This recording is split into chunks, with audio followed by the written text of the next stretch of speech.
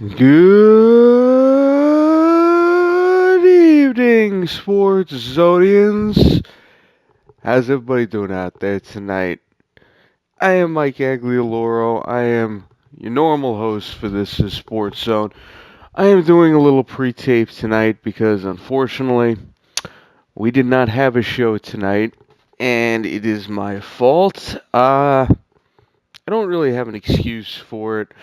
It was a very long day for me, and unfortunately, I learned today that if I stay awake for 17 hours, because I am unfortunately forced to work a 16-hour shift. Actually, I stayed awake for 27 hours because I had to do a 16-hour shift that was supposed to be an 11-hour shift, was supposed to be just an overnight, and I was going to be out at 11 o'clock. And because of the sports zone, I kind of got screwed over by some people that I work with, and got out at 4 o'clock, 2 hour drive home because of the snow and everything. And when I got home, I passed out at 7 o'clock. Dave Hastings, Eric Tressler, both made the show tonight, and unfortunately, I let them both down. And I really don't feel good about it right now. I really feel very terrible about it. So I wanted to do a little pre-tape right now to explain myself, maybe talk a little sports right now because this has never happened to me before. And I wanted to apologize to both Dave and Eric about this, and I'm really hoping that maybe I could get together with those guys at some point, maybe Wednesday, to do a little show because it's been a bizarre past few months, and the only thing that has really kept me together during the whole thing is being able to do the show. And no matter what else was going on, I made the show, and you missed the show because you fell asleep because you couldn't stay awake 2 more hours after being up 27 hours. It's really just the most embarrassing thing that's happened to me in a really long time. And Dave said it on the show before. I love both those guys. They're brothers of mine, and I really hope they're not mad at me because I am furious at myself. I'm furious at the people I work with for putting me in this position, but I'm the one who couldn't stay awake 2 more hours. So yeah, that's where I'm at right now. Want to talk some sports right now. Couple things real quick. We have pitchers and catchers reporting over the next couple days in baseball. Mets are getting ready to report. Talk a little Mets real quick. Brody Van Wagenen was on. Mike Francesa on Monday. And, Brody's kind of made himself sound like Rex Ryan a little bit. The way he's pumped up this Mets team. And, I like Brody so far. We've talked a little bit about the moves he's made, the roster he's put together, bringing in Edwin Diaz, Jairus Familia, Justin Wilson, and Luis Avalon, the minor league roster, spring training invitee. I thought he's done pretty good with the bullpen, and then you look at what he's done with the lineup, bringing in Robinson Cano and Jed Lowry and Wilson Ramos, and then he brings in the young guy J.D. Davis, brings in the outfielder Keon Braxton. And I've heard the Vegas over/under projection for the Mets is 84.5 games. And I do think the Mets could be better than that. I think this roster doesn't look like a 90-win roster per se. I'd say it looks more like an 87-win roster. I think they could win 90 games if everything goes right. I think they could also lose 90 games if everything doesn't break right. So we're where we always are with the Mets. The team is anywhere from between a 70 to 90 win team, depending on what goes right. And then today comes out that Jacob deGrom has kind of sent a time limit on negotiations for a long-term contract. I believe the opening day is the deadline to try to get something done. And if I'm the Mets, I would definitely try to get something done with deGrom. I mean, obviously they don't really have too much of a sense of urgency because they still have 1 year left on his rookie deal. After this, or 2 years left on his rookie deal, heading out into this season. Maybe not the best way to negotiate coming off of a year where he won the Cy Young Award. Maybe they should let him pitch through the season, see where they're at the end of it. The procrastination and the fact that they don't want to do it, to me, this is your case in point of why the Mets are viewed as a cheap team. Because if they were the type of team who had no problem throwing the money around and just wanted to kind of preserve things for the future, they would have already done something with deGrom. Lord knows the guy has proved himself worthy of a long-term contract. Of course, he's 30 years old right now. By the time he hits free agency, he's going to be 32 years old. And we've seen with Jake Arrieta last season and the fact that Dallas Keuchel is still a free agent. We've seen how the free agent market has played out for guys in deGrom's position. I think the last guy who was 32 years old to get a long-term contract was David Price in 2000, between the 2015-2016 season. You could throw Zach Greinke's name in there too. Price, of course, got $217 million. I believe Greinke got like $100 million. Price was for 7 years. Greinke was for 5 years. And teams are not as inclined to give the long-term contracts to guys that age. Here's the deal, though. I think deGrom is a lot different than those guys because, deGrom kind of got a later start as a pitcher than both those guys, so he has a lot less innings on the arm. And I'm going to be honest, I think he's done a little bit more up to this point than at least Price has. Probably not Arrieta, but definitely Price.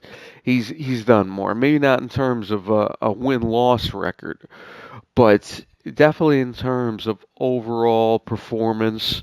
Um, deGrom has pitched well in the postseason, where Price obviously has a storied history of not performing well in the playoffs, particularly against the Yankees. So you have that. The Mets are putting themselves in danger of losing this nucleus of pitching. Wheeler, of course, is a free agent after this season. We'll see if he's able to kind of replicate his performance of last year. Then you got deGrom, who's going to be a free agent year after next. Syndergaard will be a free agent the year after that. And unfortunately, I think what they do with deGrom could wind up being a precursor to what they do with Syndergaard. And you look at the Mets' payroll obligations, and long-term wise, Cespedes comes off the books after the 2020 season, and then so do a lot of the other ones. After this season, Frazier comes off the books. Ramos was only signed for a 2-year deal. So you have that. I think Familia is only a 3-year deal. The longest term obligation that they have is the 5 years that they acquired off of Robinson Cano's salary. So they definitely have the long-term space. It's just a question of will they finally pull the trigger. But, again, this is why the organization is viewed as very cheap. So, you have that. And Lord knows, you really want to maximize, you go after a guy like Bryce Harper. Even though he is no sure thing to really be able to put the club over the hump. At least on paper, you would think he would do that, but it's about whether or not he could actually perform in the long run. So we'll see that. And the Yankees are the Yankees. You know what they have there. Um, are they going to wind up adding another pitcher? I don't really think Machado or Harper significantly improves them to this point. I think adding a guy like Dallas Keuchel in the fifth spot, even though you already have five really good starting pitchers, at least on paper, Keuchel would probably put them over the top in the starting rotation because Lord knows, the starting pitching has been their weakness for at least a few years there. So you have that. And I'm seeing right now. Speaking of Yankees, Jorge Posada is joining Derek Jeter in the front office of the Miami Marlins. He's going to work as a special advisor. And Lord knows Jeter needs some help in that front office. After he was finally able to trade JT Realmuto to the Philadelphia Phillies for some of their top prospects. But realistically, I heard everybody kind of begrudged the Mets for the fact that the price tag dropped on Realmuto. No, Jeter misplayed his hand with JT Realmuto, asking for the sun, moon, and the stars, and had to settle for a prospect-laden package, whereas if he would have made the trade for Realmuto back in December, he had a large degree of suitors, including the Mets. But he kind of misread the market, was asking for way too much, and he had to settle for what he could get here. Now, that's not to say what he got couldn't wind up really panning out down the line. It's just to say that between the Mets and the number of teams who was in it for him originally, he probably missed out on the better packages had he had kind of lowered his expectations for what he could have gotten to Realmuto back in December. So that's my feeling on that. Nice package for Realmuto. I'll be honest though. Last thing with the Mets here. I don't think there is a clear favorite in the NL East. I don't think Realmuto really puts the Phillies over the top. I don't think signing Machado or Harper would really put the Phillies over the top. I think I said this to Eric a couple weeks ago. If you say the Phillies signed Machado and the Nationals signed Harper, I still don't think there is one clear-cut favorite in the NL East. I think on everything breaks right, the Mets could win the division. Everything breaks right, the Nationals win the division. Everything breaks right, the Braves or the Phillies could win the division. I think if you look at them on paper right now, you might give the Nationals the slight lead, but we've seen it before. Every time the Nationals are the favorites for the NL East, either they blow the division or they can't pull it off when it comes playoff time. So, Phillies have some youth on their side. The Braves obviously have a massive amount of youth on their side, and the Mets have the one of the best 1 through 4 starting pitchers in baseball, if everything breaks right. I do think Steven Matz is the key for that rotation, though. So, be interesting to see how he's able to build off of last year, the first time he was able to make 30 starts in a season. So you have that. And I think the last thing I'll talk about on this little segment I'm doing here, Antonio Brown formally requested trade from the Steelers. Kareem Hunt signs with the Cleveland Browns. The Antonio Brown case is interesting because I never really thought Antonio Brown would be traded from the Pittsburgh Steelers, and I've heard that they're going to ask for first-round picks, and teams might be reluctant to do that. Well, Dallas traded a first-round pick, got Amari Cooper, really helped them out, and it really worked out well for them, all things considered. Obviously, they didn't make a Super Bowl. They didn't get out of the second round of the playoffs as always, but it was through no fault of Cooper's own, in my opinion. And I think if you look at what they were able to get for, if you look at how that trade played itself out, you can't tell me Antonio Brown is worth less than Amari Cooper. You know, Brown obviously is the better uh, wide receiver between the two of them. So if you look at it like that, on paper, Antonio Brown for first round pick would be a steal. Um, and if you're the Steelers, if they trade Antonio Brown, they take on 21 and some change $1 million in dead money on their as a hit on their cap space for the upcoming season. So you kind of have to get a first round pick back if you're going to be left with that black spot on your payroll as a result of the trade.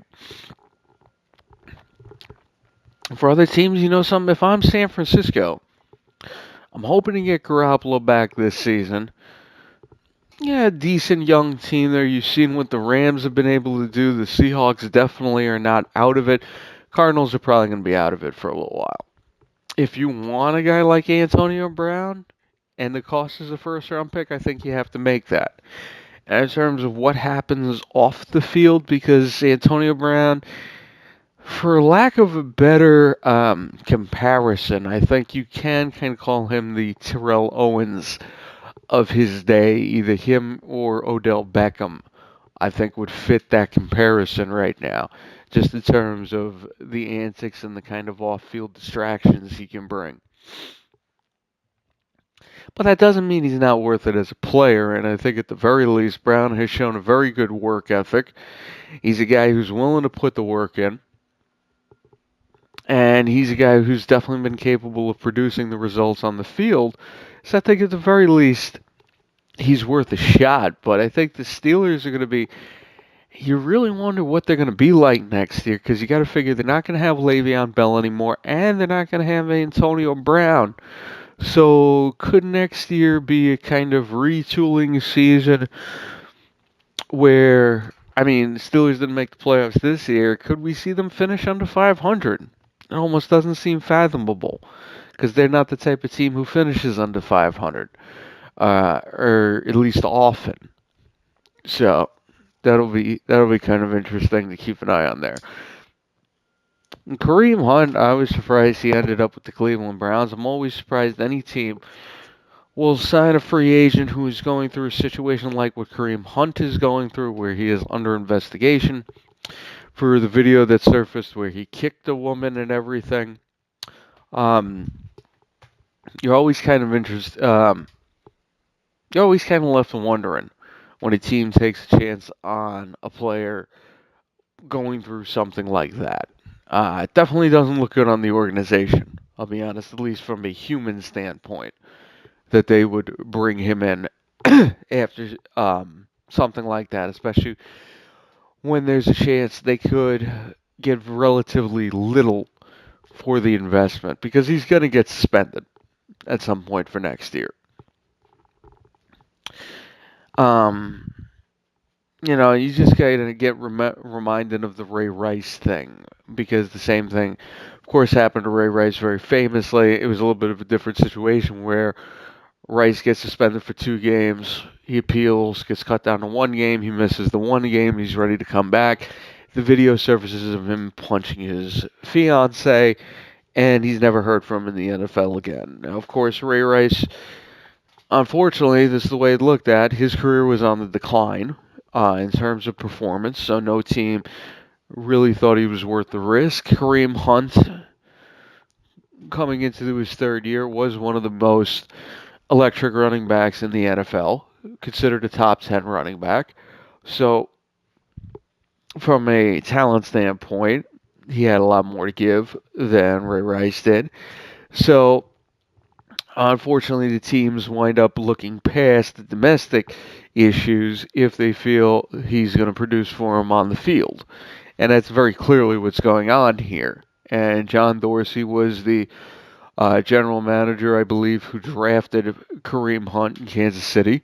Now he's with Cleveland, so he took the chance to bring him back. It does not look good on the Cleveland organization. It really doesn't. That they did it. It's kind of a similar situation to Washington signing Reuben Foster after he was released because of continued domestic incidents when he was with San Francisco. Foster, I believe, was actually cleared of those charges, and Hunt's case is still ongoing. So you have that, but still, it's not a good look from a PR standpoint. There, it's really not. So I think that's going to do it for me here, and once again, I just want to apologize to Eric and Dave for, in my opinion, I let them down tonight. And I let myself down too, because being able to do this show is one of my favorite things to do, and I'm pretty sick about the fact that I didn't get to do it because I couldn't stay awake for 2 more hours.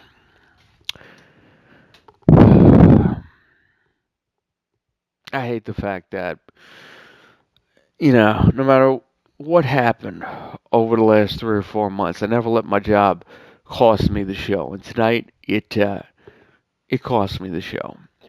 And yeah, I'm not happy about it because no matter what was going on, this show really kind of calmed me and put me in a decent mood to kind of go through the week. And I blew it tonight. So I apologize to Eric and Dave because those guys are my brothers. And I really hate the fact that I let those guys down. I really do. So,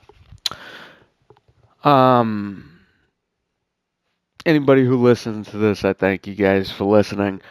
We'll be giving this to Bobby so he has something to put on the air tomorrow. And hopefully I'm able to get together with Eric and Dave at some point this week, and we're able to give you guys a little something with the whole cast. So, once again, thank you guys for listening. I am Mike Aglioloro, and we will see you next time.